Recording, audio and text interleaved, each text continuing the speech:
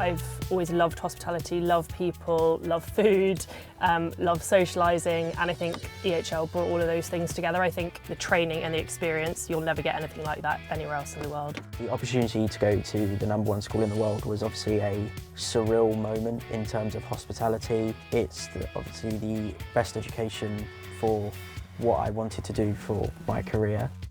So when I first saw EHL, I was just completely taken aback by the campus and how amazing it was.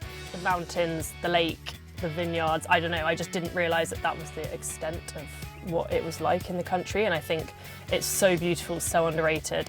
One amazing thing about EHL, it teaches you about how important just network and relationships are.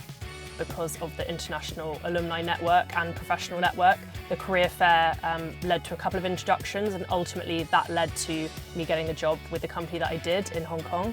There were so many opportunities that EHL opened the doors for.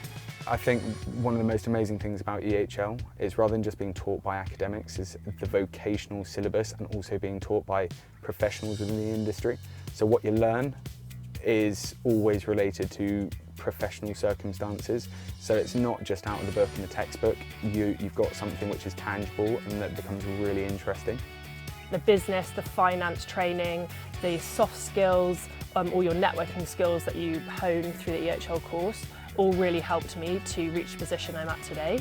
And that's the biggest thing that I've learned or found in commercial life, which, if you just speak to people, are personable. That's the one thing that EHL really focuses in on, and I think has really helped with my life after school.